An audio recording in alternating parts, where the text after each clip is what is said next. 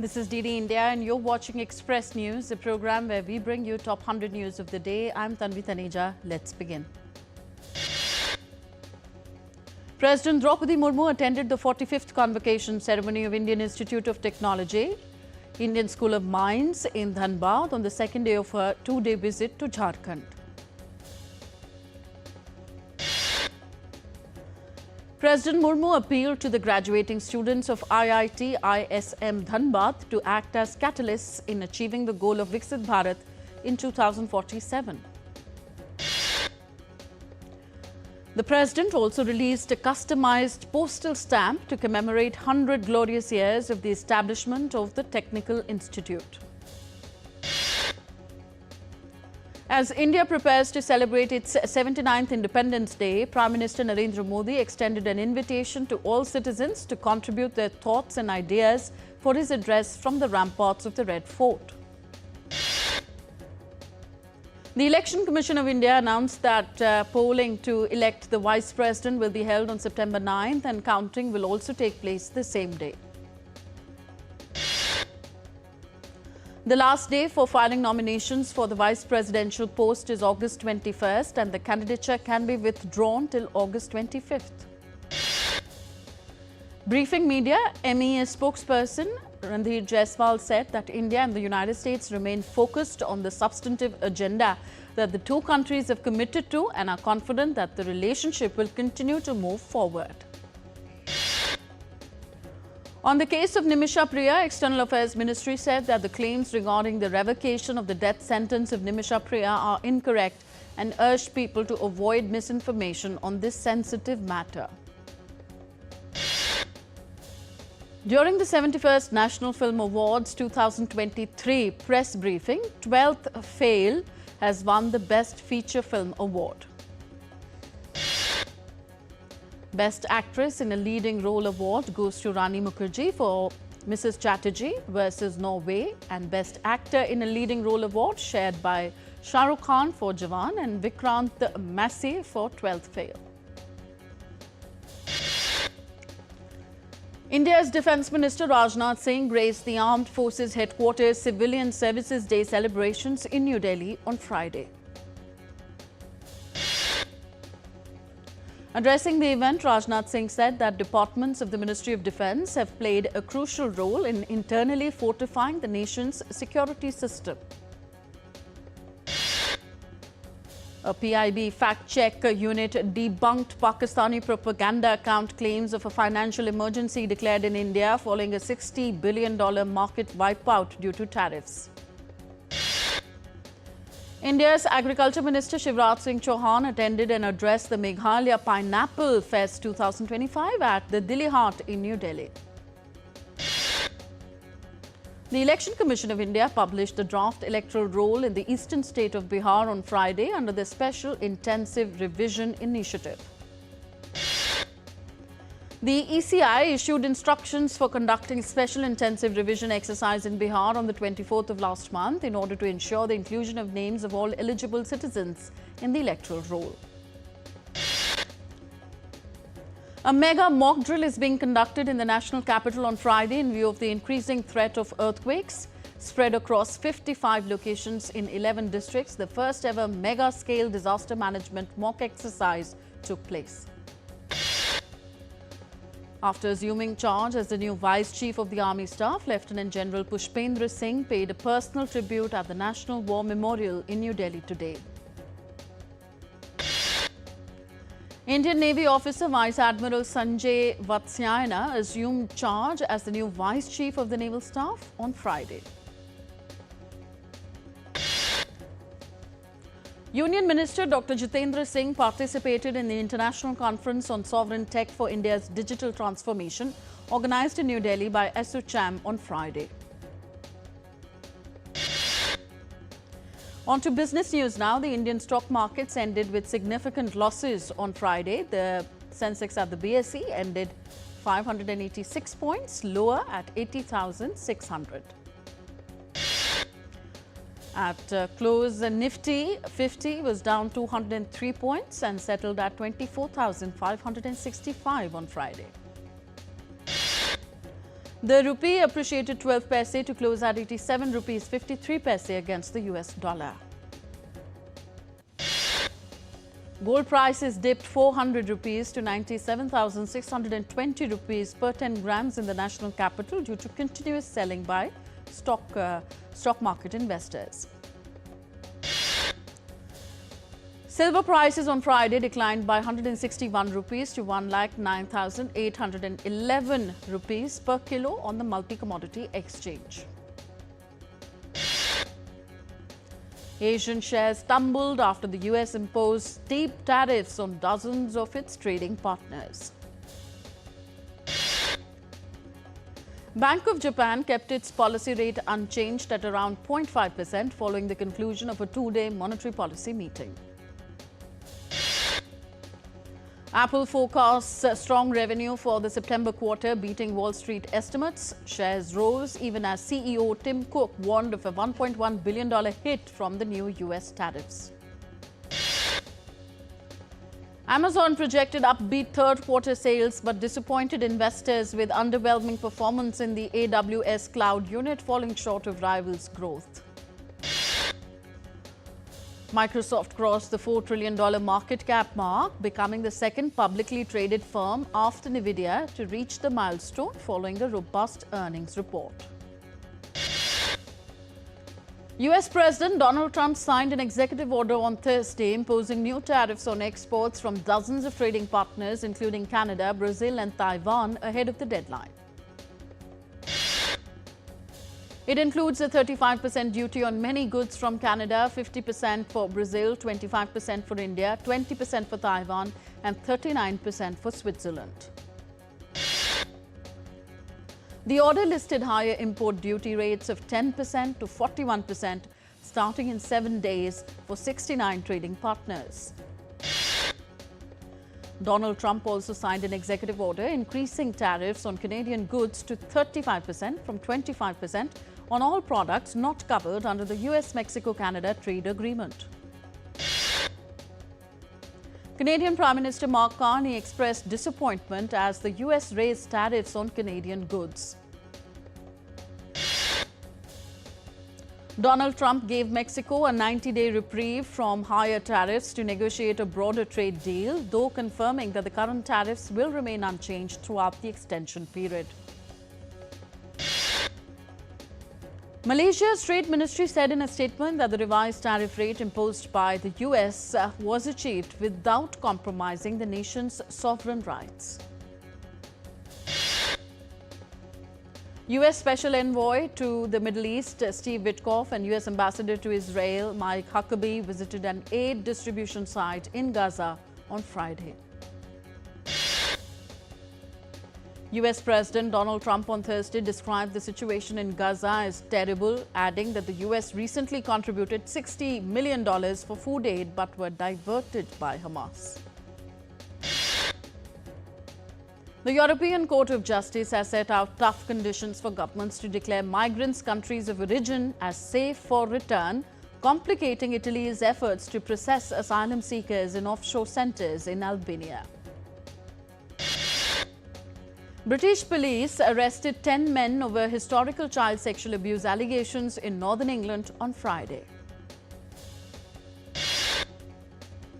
The allegations relate to offences which are reported to have occurred between 1994 and 1997 and relate to 6 victims who were aged 13 to 15 at the time.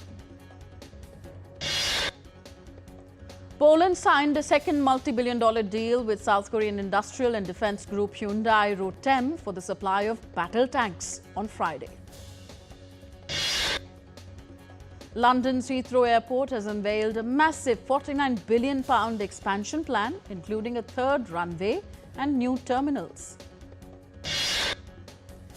Heathrow Airport said that the expansion could nearly double passenger capacity to 150 million per year and add 30 new routes. The first meeting of the Joint Oversight Committee for the Peace Agreement between the Democratic Republic of Congo and the Republic of Rwanda was held on Thursday in Washington, D.C. Russian President Vladimir Putin said on Friday that Moscow hoped for more peace talks with Ukraine. Trump has said that he will impose new sanctions on Moscow and countries that buy its energy exports unless Russia moves by August 8th to end the Ukraine conflict. Vladimir Putin said on Friday that the first batch of mass-produced Oreshnik ballistic missile systems had been delivered to the Russian army. The Russian leader said that his forces were advancing along the entire front line in Ukraine despite the West's desire to halt its offensive. We're heading for a short break. We'll be back with Express News in just a bit. Stay tuned to DD India.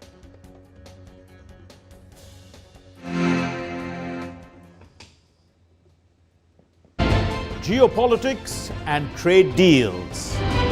Economic challenges amid development. Hard work and the path to prosperity. It's the economy, always. Between walkers, money is what money does and says. Supply creates its own demand. Between the bulls pulls and bears tears. When supply chains globalization and India rises to the podium. We'll get you centered with the Economic Brief at 8 p.m. every Thursday on DD India.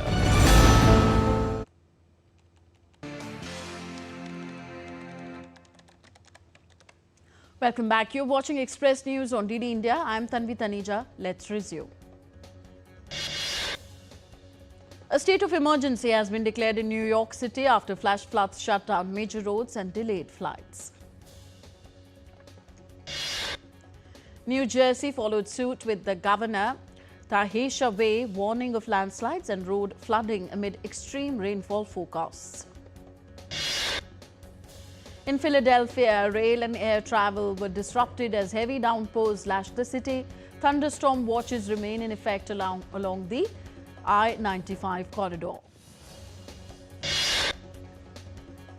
Ningbo city in East China's Zhejiang province has intensified drainage efforts to mitigate disasters caused by Typhoon Koumei. In Hebei, rescuers evacuated flood-hit residents and repaired key bridges for aid delivery. Skies in Ica, Peru turned dusty and orange during a sandstorm, forcing the closure of several roads in the area.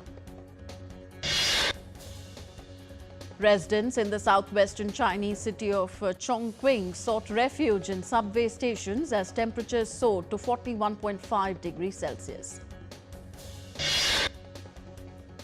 Scorching heat continues to grip the southeastern city of Sanliurfa, where temperatures have soared above 40 degrees Celsius. Firefighters in Portugal made steady progress in containing a major wildfire in the wooded and mountainous Roca region. Hundreds of firefighters struggle to put out wildfires raging in central Spain. These are the largest wave of blazes in the Iberian Peninsula so far this year after weeks of summer heat. Amarnath Yatra remains suspended from Jammu for the second consecutive day due to inclement weather conditions. India Meteorological Department forecast light rainfall for Delhi NCR till August 5th. It also warned of heavy to very heavy rainfall over the northeast region during the next 7 days. Himachal Pradesh continues to struggle under the weight of the ongoing monsoon, causing widespread damage to public infrastructure and triggered a rise in casualties across the hilly state. In Madhya Pradesh, several districts situated near rivers are facing flood-like situations with hundreds of villages submerged. Heavy rains across Rajasthan have led to rivers breaching danger levels. The army has been roped in for rescue efforts. Japanese Hindu devotees performed a special yagyam for world peace at the Orolmegu Jambukeshwarar Akilandeshwari temple in Tiruchirappalli. An engineering student from Assam has developed a smart classroom robot named Polo capable of answering questions instantly and enabling remote teaching with live class monitoring. Thousands of Croatians lined the streets of the capital Zagreb to watch a military parade celebrating the 30th anniversary of Operation Storm. In an effort to combat wildlife trafficking, South African scientists are inserting radioactive material into rhinos' horns to make them traceable and less desirable to poachers. The honey harvest season has begun in Artvin province. The season's first flower honey was extracted in Pitek village at a public ceremony.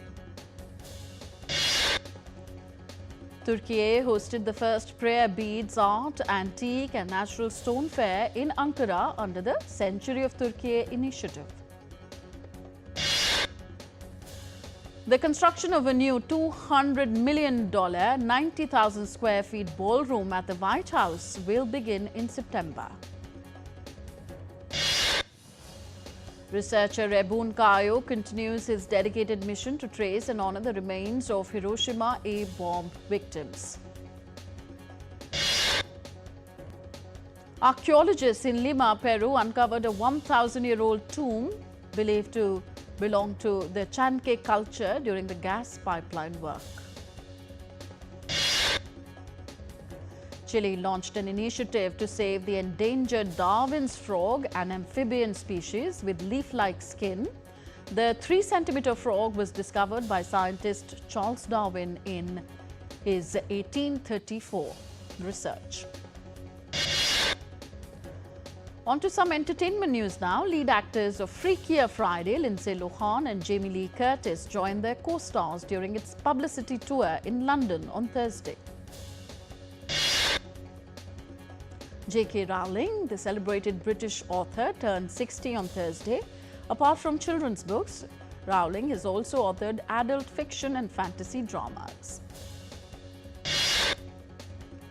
Netflix series Wednesday is back with season 2, expanding the Addams family. The series returns after a long wait of 3 years. Singer Justin Timberlake has been diagnosed with the Lyme disease, a condition which weakens an individual both mentally and physically. Spinal Tap 2, the sequel to Rob Reiner's 1984 musical mockumentary, This Is Spinal Tap, has roped songwriter Elton John for Stonehenge soundtrack. In Hindi cinema, Amir Khan launched Sitare Zameen Par on YouTube under a pay-per-view model on Friday. Vijay Deverakonda's highly anticipated spy action drama Kingdom collected 15 crore rupees on the first day of its release, however failed to beat the Liger's opening. First look of Anurag Kashyap's new crime drama Nishanchi is out. It is scheduled to release in theatres on September 19th. Salman Khan returns with his blockbuster show Bigg Boss Season 19. The teaser was dropped by Jio Hotstar and it said that the show will premiere on August 24th. Ajay Devgan's comedy sequel Son of Sardar 2 clashes in theatres with Siddhant Chaturvedi Tripti Dimri's love saga Dhadak 2 on Friday.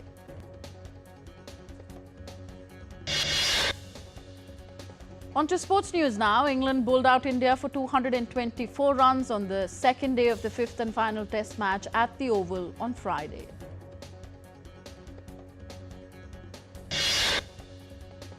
India's assistant coach Ryan Ten-Doshey said that the Indian team management felt it was right to honour the star pacer's call of playing only 3 of the 5 tests in England considering his workload. England's pace bowler Chris Woakes has been ruled out of the remainder of the decisive 5th test against India after suffering a shoulder injury on the opening day at the Oval. Former India captain Sourav Ganguly on Thursday criticised Kuldeep Yadav's non-selection throughout the ongoing 5-match test series against England. Saurav Ganguly stated that the wrist spinner should have featured in the second, third and fourth tests, especially given India's struggle to take 20 wickets on flatter tracks. The Mumbai Cricket Association on Thursday will honour Indian cricket legend Sunil Gavaskar and veteran administrator Sharad Pawar with life-size statues at the entrance of the upcoming MCA Sharad Pawar Cricket Museum at the Wankhede Stadium.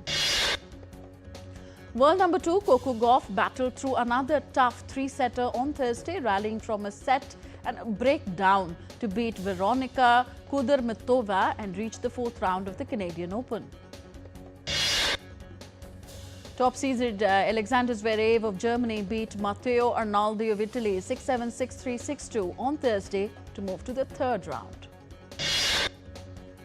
Former US Open champion Daniil Medvedev was knocked out of the tournament by Australian Alexei Popyrin after losing 5-7, 6-4, 6-4. Former world number 1 men's doubles pair of Satvik Sairaj Rankireddy and Chirag Shetty exited from the Macau Open after losing in the quarterfinals on Friday.